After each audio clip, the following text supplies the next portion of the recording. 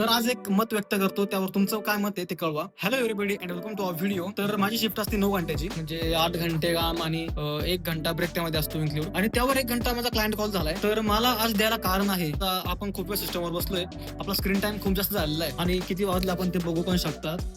आता वाजलेत 7:15, जवळजवळ 7:20 झालेत. तर मला हे पण कारण आहे.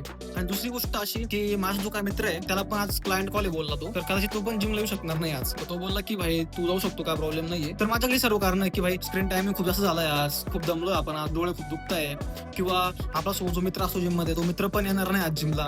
आणि आता वाजले पण खूप सारे यार, 7:30 झालेत जवळजवळ. तर आपण आज पण सुट्टी मारून मस्त युट्यूब बघू किंवा रील्स बघू, हे कारण मी देऊ शकतो. पण मागच्या काही दिवसांमध्ये मी स्वतःला एक शिस्त लावली आहे, डिसिप्लिन लावली आहे की स्वतःच्या शरीरासाठी, स्वतःच्या आरोग्यासाठी मी रोज 1 ते 1.5 घंटा स्वतःसाठी देतो. काय करतो? वर्कआउट करतो, जिम करतो. आता इथं मला बसल्या बसल्या कुणी येणार नाही मला मोटिवेशन द्यायला की भाई तू आता जा, मस्त जिमला जा, व्यायाम कर, कार्डिओ कर, वर्कआउट कर, एक्सरसाइज कर. कोणी सांगायला येणार नाही मला, मोटिवेट करायला कोणी येणार नाही. नाही तर तू किती भाई वर्कआउट कर, तुझं आरोग्य चांगलं राहणार आहे, असं सांगायला कोणी येणार नाही मला.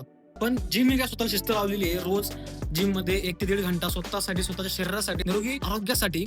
तर ती शिस्त आज काम येणार आहे. आणि इंग्लिशमध्ये एक फ्रेज आहे, एक लाईन आहे, एक वाक्य आहे, ते असं की motivation is temporary but discipline is permanent. मग तुम्हाला जे काय मोटिवेशन असणार आहे ना, ते टेम्पररी असणार आहे, पण तुम्ही जे काय स्वतः शिस्त लावणार आहे ना, ती सर्वात जास्त मॅटर करते, ती महत्वाची आहे. तर तुम्ही स्वतः बघा, स्वतःला काय कारण देताय. मी जातो, माझ्या शिस्तीचं पालन करतो आणि वर्कआउट करतो. भेटूया पुढच्या व्हिडिओमध्ये. Till then take care, do unique, be unique.